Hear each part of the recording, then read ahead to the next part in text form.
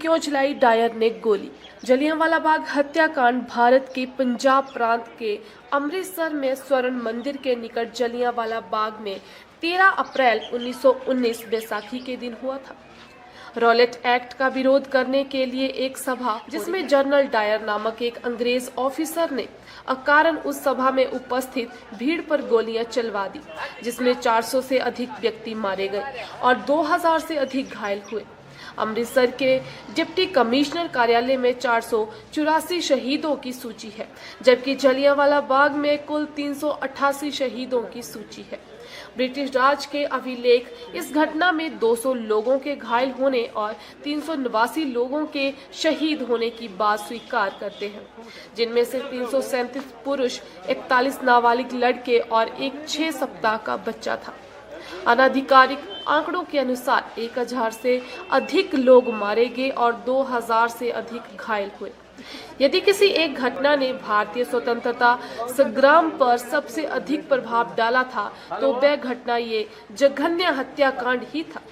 माना जाता है कि ये घटना ही भारत में ब्रिटिश शासन के अंत की शुरुआत बनी। 13 अप्रैल को जलियांवाला बाग नरसंहार की 100वीं वर्षी है।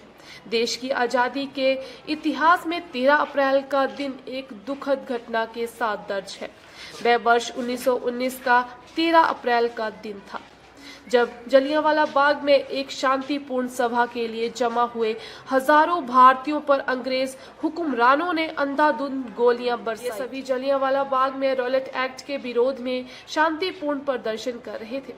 सैनिकों ने बाग को घेर कर बिना कोई चेतावनी दिए निहत्थे लोगों पर गोलियां चलानी शुरू कर दी। पंजाब राज्य के अमृतसर जिले में ऐतिहासिक स्वर्ण मंदिर के नजदीक जलियांवाला बाग नाम के इस बगीचे में अंग्रेजों की गोलीबारी से घबराई बहुत सी औरतें अपने बच्चों को लेकर जान बचाने के लिए कुएं में कूद गई।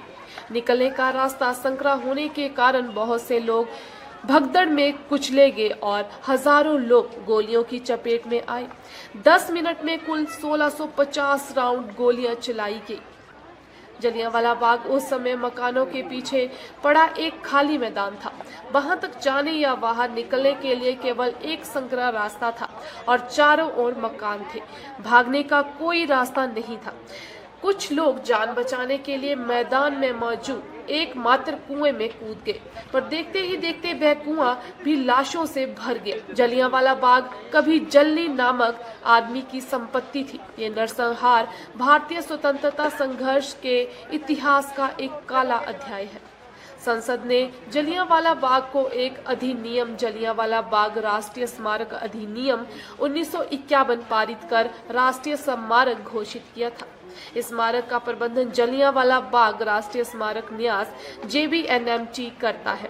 बैसाखी के दिन 13 अप्रैल 1919 को अमृतसर के जलियांवाला बाग में एक सभा रखी गई, जिसमें कुछ नेता भाषण देने वाले थे। शहर में कर्फ्यू लगा हुआ था, फिर भी इसमें सैकड़ों लोग ऐसे भी थे जो बैसाखी के मौके पर परिवार के साथ मेला देखने और शहर घूमने आए थे और सभा की खबर सुनकर वहां जा पहुंचे थे। जब नेता बाग में पड़ी रोड़ियों के ढेर पर खड़े होकर भाषण दे रहे थे, तभी डायर ने बाग से निकलने के सारे रास्ते बंद करवा दिए। बाग में जाने का जो एक रास्ता खुला था, जनरल डायर ने उस रास्ते पर हथियार बंद गाड़ियां खड़ी करवा दी थी। डायर करीब 100 सिपाहियों के साथ सीध बाग के गेट तक पहुंचा। उसके करीब 50 सिपाहियों के पास बंदूकें थी। वहां पहुंचकर बिना किसी चेतावनी के उसने गोलियां चलवानी शुरू कर दी। गोलीबारी से डरे मासूम बाग में स्थित एक कुएं में कूदने लगे। गोलीबारी के बाद कुएं से 200 से ज्यादा शव बरामद हुए थे। शहर में कर्फ्यू लगा था, जिससे घायलों को इलाज के लिए भी कहीं ले जाया नहीं जा सका। लोगों ने तड़फ तड़फ कर वहीं दम तोड़ दिया।